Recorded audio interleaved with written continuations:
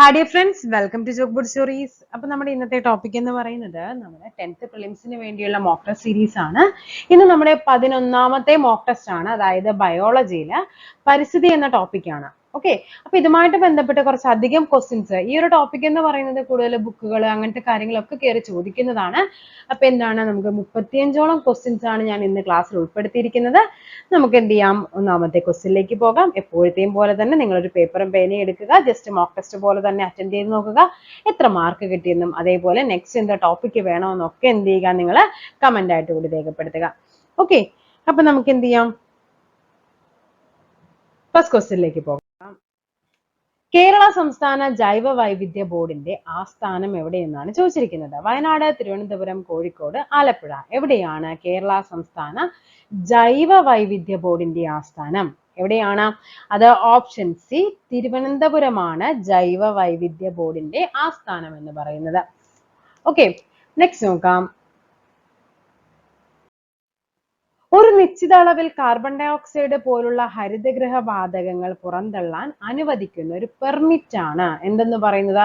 Carbon footprint, carbon offsetting, carbon credit, carbon sequestration എന്ന് പറയുന്നത്. അപ്പൊ എന്താണ്, അതായത് ഇത്ര അളവിലാണ് എന്ത് ചെയ്യാൻ പറ്റുന്നത്, കാർബൺ ഡൈ ഓക്സൈഡ് പുറന്തള്ളാൻ അനുവദിക്കാം, അത്രയും അല്ലെ, ഒരു ലിമിറ്റ് പറയുവാണ്. അതിനുള്ള പെർമിറ്റ് അറിയപ്പെടുന്ന പേരാണ് എന്താ? Carbon credit. Option C, carbon credit ആണ്. ഇതെല്ലാം 2025 ക്വസ്റ്റ്യൻസ് ആണ് ആദ്യം ഉൾപ്പെടുത്തിയിരിക്കുന്ന. എല്ലാം അവസാനത്തെ കുറച്ച് ക്വസ്റ്റ്യൻസ് മാത്രമാണ് 23ലെയും 22ലെയും ക്വസ്റ്റ്യൻസ് ആയിട്ട് ഉൾപ്പെടുത്തിയിരിക്കുന്നത്. ഓക്കെ, നെക്സ്റ്റ് നോക്കാം.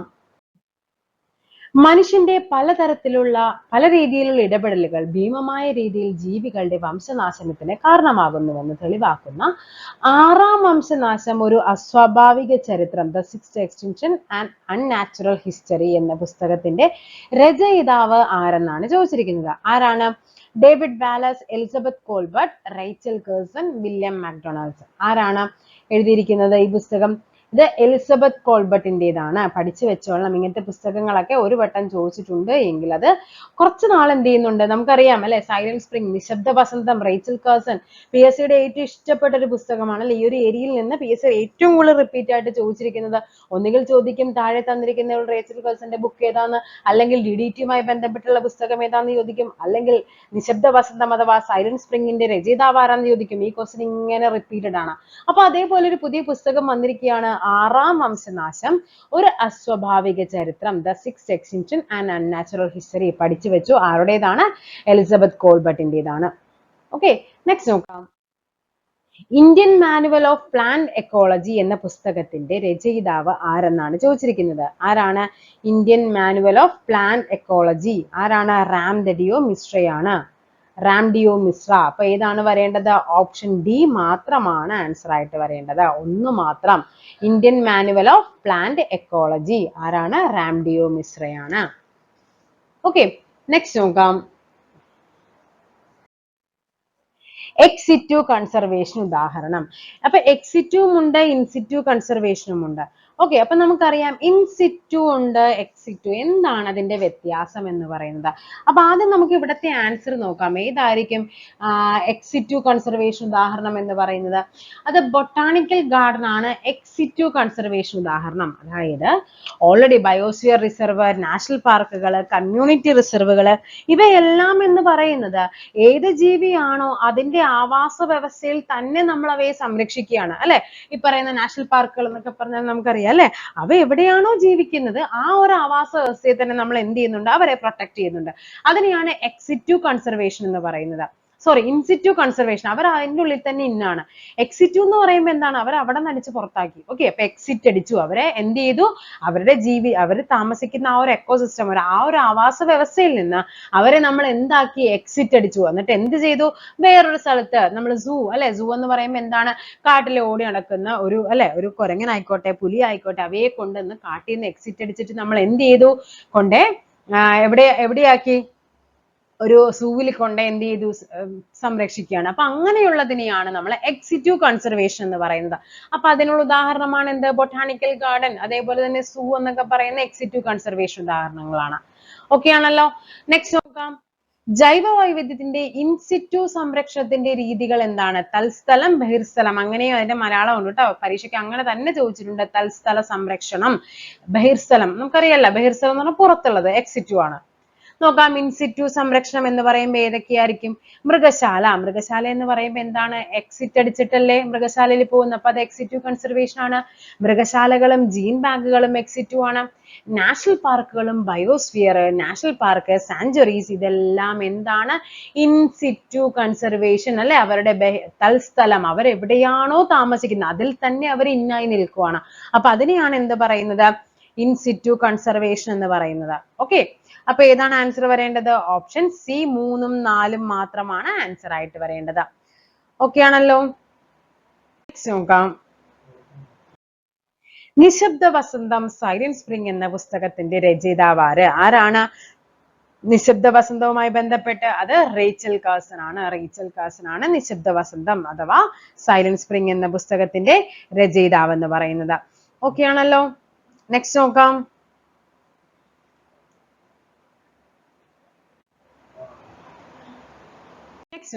ഇന്ത്യയിലെ ആദ്യത്തെ സംരക്ഷിത ജൈവ മണ്ഡലം ഏതെന്നാണ് ചോദിച്ചിരിക്കുന്നത്. ഇന്ത്യയിലെ ആദ്യത്തെ സംരക്ഷിത ജൈവ മണ്ഡലം.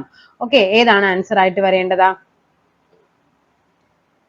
സുന്ദർബൻസ്, കാഞ്ചൻജംഗ, നീലഗിരി, മാനസ്, ഏതാണ്? അത് നമ്മുടെ നീലഗിരിയാണ്. നീലഗിരി ബയോസ്ഫിയർ റിസർവ് നമ്മൾ പഠിക്കുന്നുണ്ട്. അപ്പൊ അതേതാണ്? നീലഗിരിയാണ്. നെക്സ്റ്റ് നോക്കാം, ലോക പ്രകൃതി സംരക്ഷണ ദിനം. ലോക പ്രകൃതി സംരക്ഷണ ദിനം എന്ന് പറയുന്ന എന്നാണ്? ജൂലൈ 28. ജൂൺ 5. ജൂൺ 5ന്റെ പ്രത്യേകത എന്താണ്? ജൂൺ 5 എന്ന് പറയുന്നത് നമുക്കറിയാം അല്ലെ, പരിസ്ഥിതി ദിനമാണ് ജൂൺ 5 എന്ന് പറയുന്നത്. ഓക്കെ, നെക്സ്റ്റ് നോക്കാം, ജന്തുക്കളിൽ ഏറ്റവും വൈവിധ്യമുള്ള ജീവിവർഗം. ഏറ്റവും അധികം വൈവിധ്യമുള്ളത് ആർക്കാണ്? അത് നമ്മുടെ മത്സ്യങ്ങൾ, സസ്തനി, പക്ഷികൾ, ഷഡ്പദങ്ങൾ. എന്തിനാണ് ഏറ്റവും അധികം വൈവിധ്യമുള്ളത്? ഷഡ്പദങ്ങൾക്കാണ്. ഓപ്ഷൻ ഡി ഷഡ്പദങ്ങളാണ്. 2024 ചാമ്പ്യൻസ് ഓഫ് ദി എർത്ത് പുരസ്കാരം ലഭിച്ചത് ആർക്ക്? 2024 ചാമ്പ്യൻസ് ഓഫ് എർത്ത് പുരസ്കാരം മാധവ് ഗാഡ്ഗിൽ, മേധാ പട്കർ, വന്ദന ശിവ, ദിലീപ് കുമാർ ബിശ്വാസ്. ആർക്കാണ് 2024 ചാമ്പ്യൻ ഓഫ് ദി എർത്ത് പുരസ്കാരം ലഭിച്ചത്? അത് ഓപ്ഷൻ എ മാധവ് ഗാഡ്ഗിലാണ്. അപ്പൊ നമുക്ക് നോക്കണ്ടേ 2025 ആർക്കായിരുന്നു എന്നുള്ളത്. 2025 ഈ പറയുന്ന നമ്മുടെ UN-ന്റെ പരമോന്നത പരിസ്ഥിതി ബഹുമതിയാണ് ഈ പറയുന്ന എന്ത്? ചാമ്പ്യൻസ് ഓഫ് ദി എർത്ത് പുരസ്കാരം എന്ന് പറയുന്നത്. ഇത് നമ്മുടെ തമിഴ്നാട്ടിലെ അഡീഷണൽ ചീഫ് സെക്രട്ടറി ആയിരുന്ന സുപ്രിയ സാഹു. ആർക്കാണ്? സുപ്രിയ സാഹു. ഒന്ന് പഠിച്ചു വെക്കണം കേട്ടോ.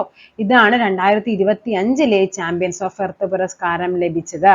ഓക്കെ, നെക്സ്റ്റ് നോക്കാം, അമൃത ദേവി ബിഷ്ണോയ് അവാർഡ് ഏത് മേഖലയുമായി ബന്ധപ്പെട്ടിരിക്കുന്നു? അമൃത ദേവി ബിഷ്ണോയ് ഏതാണ്? നമ്മുടെ വനസംരക്ഷണമാണ്. ഏത്? ഓപ്ഷൻ സി വനസംരക്ഷണമാണ് അമൃത ദേവി ബിഷ്ണോയ് അവാർഡ് എന്ന് പറയുന്നത്. ലോക തണ്ണീർത്തട ദിനം എന്നാണ്? ഫെബ്രുവരി 2, 28, 25, ഒക്ടോബർ 5. എന്നാണ്? ഫെബ്രുവരി 2 ആണ് ലോക തണ്ണീർത്തട ദിനം. ലോക പരിസ്ഥിതി ദിനാചരണത്തിന്റെ 2024 ആതിഥേയത്വം വഹിച്ച രാജ്യം ഏതാണ്? 2024 ലോക പരിസ്ഥിതി ദിനത്തിന് ആതിഥേയത്വം വഹിച്ച രാജ്യം ഏതാണ്? സൗദി അറേബ്യ ആയിരുന്നു. Saudi Arabia. Option D Saudi Arabia ആണ്. പിന്നെ നമുക്ക് എന്തൊക്കെയാ നോക്കേണ്ടത്? 2024 നമ്മൾ പറഞ്ഞു സൗദി അറേബ്യ ആണെന്ന് പറഞ്ഞു. അങ്ങനെയാണെങ്കിൽ 2025 വേദി ഏതാണ്? അത് കൊറിയ അല്ലെ, റിപ്പബ്ലിക് ഓഫ് കൊറിയ, അല്ലെങ്കിൽ നമുക്ക് പറയാം സൗത്ത് കൊറിയയാണ് 2025 വേദി എന്ന് പറയുന്നത്. ഓക്കെ, അതിന്റെ തീം ഒന്ന് പഠിച്ചു വെച്ചോ. എന്താണ്? ബീറ്റ് പ്ലാസ്റ്റിക് പൊല്യൂഷൻ എന്നുള്ളതാണ്. ബീറ്റ് പ്ലാസ്റ്റിക് പൊല്യൂഷൻ എന്നുള്ളതാണ് 2025 തീം എന്ന് പറയുന്നത്. എങ്കിൽ 2026 ഹോസ്റ്റ് ആരാണ്? ഹോസ്റ്റ് എന്ന് പറയുന്നത് അസർബൈജാൻ ആണ്. അസർബൈജാൻ, ബാക്കു നമ്മൾ കഴിഞ്ഞ പരീക്ഷയ്ക്കൊക്കെ ചോദിച്ചിട്ടുണ്ടായിരുന്നു കേട്ടോ. ബാക്കു ആണ് സ്ഥലം. ഏതാണ്? Republic of Azerbaijan. അസർബൈജാൻ ആണ് എന്ത്? 2026 ഹോസ്റ്റ് എന്ന് പറയുന്നത്. അതിന്റെ ഒഫീഷ്യൽ തീം എന്ന് പറയുന്നത് inspired by nature. Inspired by nature for climate for our future. ഇതാണ് അതിന്റെ തീം എന്ന് പറയുന്നത്. ഫോർ എന്തിനു വേണ്ടിയിട്ട്? ക്ലൈമറ്റ്. അതേപോലെ തന്നെ ഫോർ അവർ ഫ്യൂച്ചർ. ഇതാണ് 2026 തീം എന്ന് പറയുന്നത്. അപ്പൊ പഠിച്ചു വെച്ചു. 2024 വേദി എന്ന് പറയുന്നത് കിങ്ഡം ഓഫ് സൗദി, അതായത് റിയാദ് ആയിരുന്നു. 2024 സൗദി അറേബ്യയാണ്. അവിടെ എന്തായിരുന്നു? ലാൻഡ് റീസ്റ്റോറേഷൻ, അതായിരുന്നു കേട്ടോ അതിന്റെ തീം. എന്താണ്? വരൾച്ചയെ തടയുക, അങ്ങനത്തെ ഒരു തീം. നമ്മൾ മരുഭൂവൽക്കരണം തടയുക എന്നൊക്കെ പറഞ്ഞ് നമ്മൾ മലയാളത്തിൽ പഠിക്കുന്നുണ്ട്. ഓക്കെ. 2025 അത് South Korea, beat plastic pollution ആണ്. 2026 വന്നപ്പോഴേക്കും അത് അസർബൈജാൻ ആണ്. Inspired by nature for climate for our future എന്നുള്ളതാണ്. നെക്സ്റ്റ് നോക്കാം. 2023 ഗ്രീൻ ഹൈഡ്രജനെ കുറിച്ചുള്ള അന്താരാഷ്ട്ര സമ്മേളനത്തിന് വേദിയായ നഗരം. 2023 ഗ്രീൻ ഹൈഡ്രജൻ ഏതാണ്? അത് ഓപ്ഷൻ ഡി ന്യൂഡൽഹിയാണ്. 2026 ഇതേപോലെ കുറച്ച് സമ്മിറ്റ്സ് നമുക്ക് ഇമ്പോർട്ടന്റ് ആയിട്ട് പഠിക്കാനുണ്ട്. അതായത് ഗ്രീൻ ഹൈഡ്രജൻ ഇന്ത്യ. ഓക്കെ. എന്താണ്? Green hydrogen India 2000 green hydrogen India 2026, അതായത് 4th എഡിഷൻ ആണ്. അത് ഹോസ്റ്റ് ചെയ്യുന്ന എവിടെയാണ്? നമ്മുടെ ന്യൂഡൽഹി, ദ്വാരക ന്യൂഡൽഹി, യശോഭൂമി എന്ന് പറയും. എന്താണ്? യശോഭൂമി നമ്മുടെ ന്യൂഡൽഹി തന്നെയാണ്, ന്യൂഡൽഹിയാണ്. ഓക്കെ. അതേപോലെ തന്നെ മറ്റൊന്നാണ് വേൾഡ് ഹൈഡ്രജൻ സമ്മിറ്റ്. എന്താണ്? World hydrogen summit. ഇത് നിങ്ങൾ ഇങ്ങനെ തന്നെ പഠിച്ചു വെക്കണം കേട്ടോ. ചിലപ്പോൾ എങ്ങനെ വേണമെങ്കിലും ഇത് കയറി ചോദിക്കാം. വേൾഡ് ഹൈഡ്രജൻ എനർജി സമ്മിറ്റ് എന്ന് പറയും. ഓക്കെ. അതെന്ന് പറയുന്നത് 7th എഡിഷൻ ആണ്. അതും എവിടെയായിരുന്നു? ന്യൂഡൽഹിയിലാണ്. ഇനി നെക്സ്റ്റ് ഒന്നും കൂടി ഉണ്ട്. Global hydrogen and renewable energy summit എന്ന് പറയും. റിന്യൂവബിൾ എനർജി സമ്മിറ്റ് അതൊന്ന് പഠിച്ചു വെച്ചു. അതെവിടെയാണ്? നമ്മുടെ കോവളത്തായിരുന്നു. കോവളം അല്ലെ? നമ്മുടെ തിരുവനന്തപുരത്ത് കോവളത്തിലാണ്. അനേർട്ടാണ് എന്ത് ചെയ്യുന്നത്? അത് ഓർഗനൈസ് ചെയ്യുന്നത്. അപ്പൊ global hydrogen renewable energy summit എവിടെയെന്ന് ചോദിച്ചാൽ അത് അതിന്റെ 2nd എഡിഷൻ ആയിരുന്നു. അത് എവിടെയെന്ന് ചോദിച്ചാൽ അത് കോവളമാണ്. അത് ഇമ്പോർട്ടന്റ് ആയിട്ട് പഠിച്ചു വെക്കണം. നമ്മുടെ കേരള PSC കയറി ചോദിക്കാൻ ചാൻസ് ഉള്ള ഒരു ക്വസ്റ്റ്യൻ ആണ്. ഓക്കെ. നെക്സ്റ്റ് നോക്കാം. ദേശീയ ഹരിത ട്രിബ്യൂണൽ സ്ഥാപിതമായ വർഷം എന്നാണ്? ദേശീയ ഹരിത ട്രിബ്യൂണൽ അത് 2010 ദേശീയ ഹരിത ട്രിബ്യൂണൽ സ്ഥാപിതമായത്. ലോകത്തെ വംശനാശ ഭീഷണി നേരിടുന്ന വന്യജീവികളുടെ സംരക്ഷണത്തിനായി ഇന്ത്യയുടെ നേതൃത്വത്തിൽ സ്ഥാപിതമായ IBCA ആസ്ഥാനം എന്ത്? ഇപ്കയുടെ ആസ്ഥാനം ചോദിച്ചു കഴിഞ്ഞാൽ അത് എവിടെയാണ്? ന്യൂഡൽഹി. എവിടെയാണ്? ന്യൂഡൽഹി. അപ്പൊ ഇപ്ക പഠിച്ചു വെക്കണം. എന്താണ് ഇപ്ക എന്ന് പറയുന്നത്? ലോകത്തെ വംശനാശ ഭീഷണി നേരിടുന്ന വന്യജീവികളുടെ സംരക്ഷണത്തിനായി ഇന്ത്യയുടെ നേതൃത്വത്തിൽ സ്ഥാപിതമായ സംഘടന ഏത്? അങ്ങനെയും ചോദിക്കാം. അപ്പൊ എന്താണത്? ഇപ്കയാണ്. അപ്പൊ ഇപ്കയുടെ തലസ്ഥാനം എവിടെയാണ്? ഡൽഹി. അപ്പൊ ഈ പരീക്ഷയ്ക്ക് തലസ്ഥാനം ചോദിച്ചു കഴിഞ്ഞാൽ നെക്സ്റ്റ് പരീക്ഷയ്ക്ക് എന്താണ് ഇത് തിരിച്ചു ചോദിക്കാം. ഓക്കെ. അപ്പൊ എന്താണ്? ഇപ്ക, IBCA ഇപ്കയാണെന്നുള്ള പഠിച്ചു വെച്ചിരിക്കുക. മനുഷ്യന്റെ നിലനിൽപ്പിന് നാം പ്രകൃതിയിലേക്ക് മടങ്ങിയേ തീരൂ. മനുഷ്യനാണ് കാടുകളും നീരുറവുകളും ഭൂമിയുടെ ഫലപുഷ്ടിയും നശിപ്പിച്ചുകൊണ്ടിരിക്കുന്നത്. മണ്ണിനെ മരുഭൂമിയാക്കുകയല്ല, വിളഭൂമിയാക്കുകയാണ് വേണ്ടത്. പ്രശസ്തമായ ഈ വാക്കുകൾ ആരുടേതാണ്? Masanobu Fukuoka. മസനോബു ഷിക്കുവോക്കയുടേതാണ്. പഠിച്ചു വെക്കണേ. റെഡ് ഡാറ്റ ബുക്ക് പ്രസിദ്ധീകരിക്കുന്നതും പരിപാലിക്കുന്നതും ഏത് അന്താരാഷ്ട്ര സംഘടനയാണ്? Red data book IUCN, ICZN, ICBN, IBWL. ഏതാണ് റെഡ് ഡാറ്റ ബുക്ക് പ്രസിദ്ധീകരിക്കുന്നത്? അത് നമ്മുടെ IUCN ആണ്.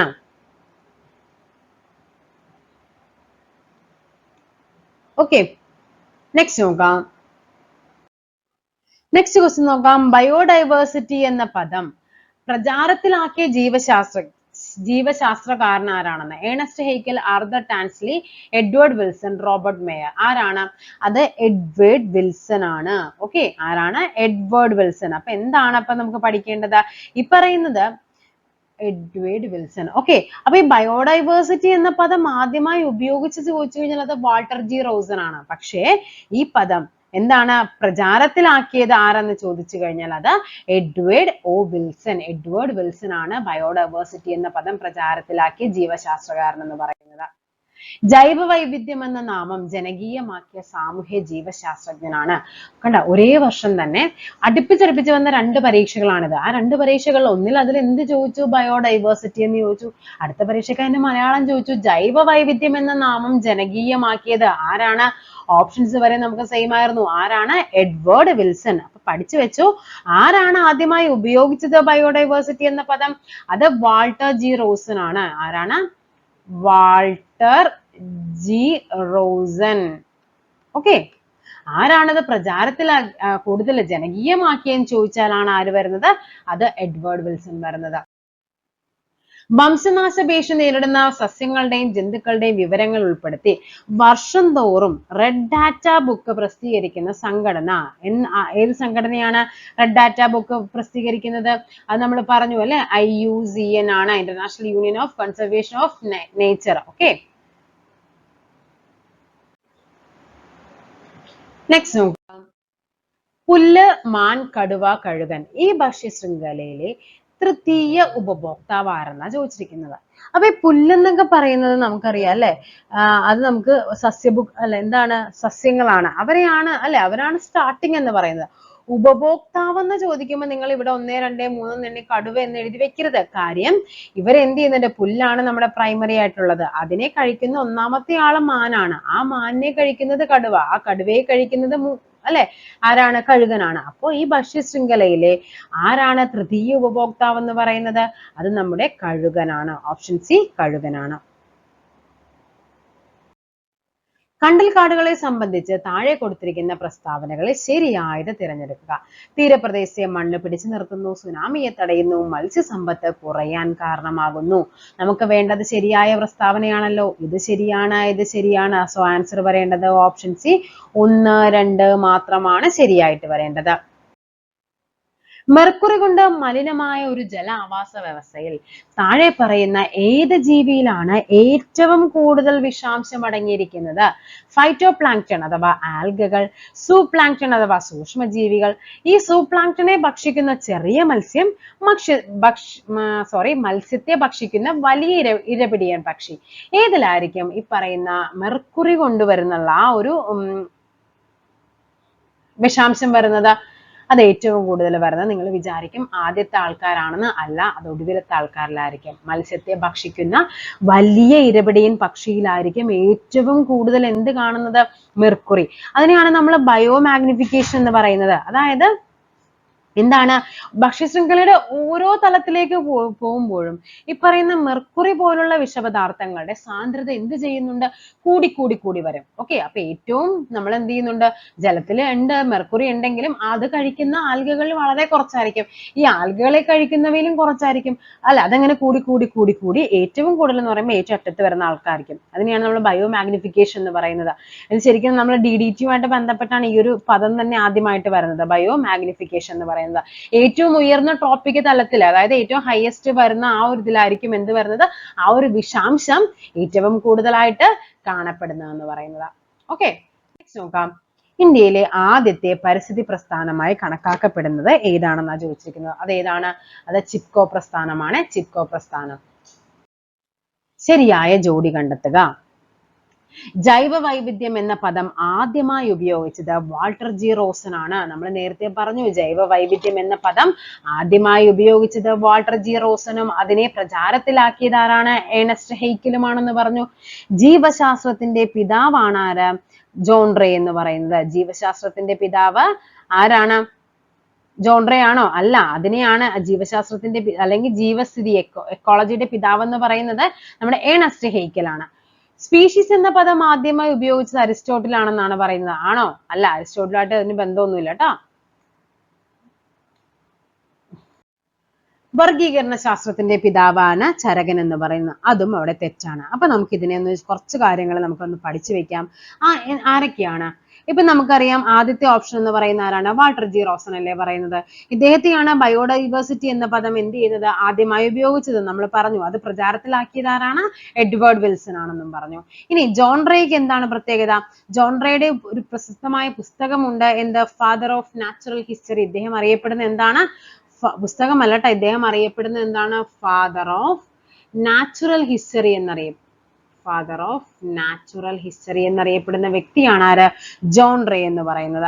ഓക്കെ, ഇനി അരിസ്റ്റോട്ടിൽ എന്താണ് പ്രത്യേകത? അരിസ്റ്റോട്ടിൽ ആണ് നമുക്കറിയാം സസ്യങ്ങളെയും മൃഗങ്ങളെയൊക്കെ എന്താണ് വർഗീകരിക്കാനായിട്ട് ശ്രമിച്ച വ്യക്തിയാണ് ആര്? അരിസ്റ്റോട്ടിൽ എന്ന് പറയുന്നത്. ഓക്കെ, ഇദ്ദേഹത്തെയാണ് ഫാദർ ഓഫ് ബയോളജി എന്നറിയപ്പെടുന്നു. ഫാദർ ഓഫ് ബയോളജി ആരാണ്? അരിസ്റ്റോട്ടിൽ ആണ്. ചാൾസ് ഡാർവിൻ ആണ് എന്തെന്ന് പറയുന്നത്? ഫാദർ ഓഫ് എവല്യൂഷൻ, വർഗീകരണ ശാസ്ത്രത്തിന്റെ പിതാവാണ് ഡാർവിൻ. ഓക്കെ, എവല്യൂഷൻ ഓക്കെ ആണല്ലോ. അദ്ദേഹത്തിന്റെ പ്രശസ്തമായ ഗ്രന്ഥമാണ്, പഠിച്ചു വെച്ചോ, on the origin of species. On the origin of species.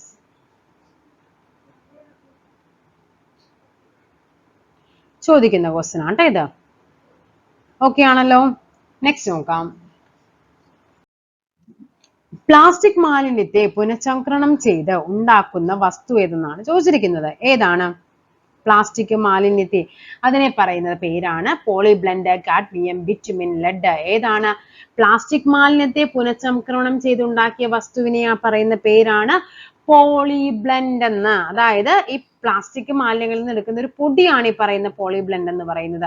നമ്മൾ റോഡൊക്കെ നിർമ്മിക്കുമ്പോൾ ബിറ്റുമിനൊപ്പം എന്ത് ചെയ്യുന്നുണ്ട്? ഈ പോളിബ്ലെൻഡും കൂടി ചേർക്കും. അതായത് റോഡുകളൊക്കെ നല്ല ഈട് നിൽക്കാനും ആ ഒരു വെള്ളം ഇറങ്ങി പെട്ടെന്ന് കേടുവരാതിരിക്കാനും ഒക്കെ എന്ത് ചെയ്യുന്നുണ്ട്? ഈ പോളിബ്ലെൻഡ് നമ്മളെ ഹെൽപ്പ് ചെയ്യുന്നുണ്ട്. നമ്മുടെ ബംഗളൂരു സ്വദേശിയായ ആരാണ്? അഹമ്മദ് ഖാൻ എന്ന് പറയുന്ന ഒരു വ്യക്തിയാണ് എന്ത് ചെയ്യുന്നത്? ഈ പോളിബ്ലെൻഡ് എന്ന് പറയുന്നതിനെ എന്ത് ചെയ്യുന്നത്? ആദ്യമായിട്ട് വികസിപ്പിച്ചത്. അപ്പൊ ഈ പ്ലാസ്റ്റിക് മാലിന്യത്തിൽ നിന്ന് ഉണ്ടാക്കിയെടുക്കുന്ന വസ്തുവാണ് പോളിബ്ലെൻഡ്. അത് എന്തിനു ഉപയോഗിക്കുന്നുണ്ട്? റോഡ് നിർമ്മാണത്തിനൊക്കെ ഉപയോഗിക്കുന്നുണ്ട്, വെള്ളം ഇറങ്ങാതിരിക്കാനും അല്ലെ. പ്ലാസ്റ്റിക് എന്ന് പറയുമ്പോൾ നമുക്കറിയാം ഒരു കോട്ടിംഗ് പോലെ നിൽക്കും, അതിന് വേണ്ടിയിട്ട് യൂസ് ചെയ്യുന്നതാണ്. നെക്സ്റ്റ് നോക്കാം. എണ്ണ മലിനീകരണത്തെ തടയാൻ കഴിവുള്ള സൂപ്പർ ബഗുകൾ എന്ന ജനിതക മാറ്റം വരുത്തിയ ബാക്ടീരിയയെ വികസിപ്പിച്ച ഇന്ത്യൻ വംശജനായ ശാസ്ത്രജ്ഞൻ ആരാണ്? സൂപ്പർ ബഗുകൾ എന്ന് പറയുന്നത് ശരിക്കും എന്താണ്? ജനിതക മാറ്റം വരുത്തുന്നതിനെയാണ്. അതായത് എണ്ണ ചോർച്ച തടയാൻ വേണ്ടിയിട്ട് അദ്ദേഹം ഈ പറയുന്ന സ്യൂഡോമോണസ്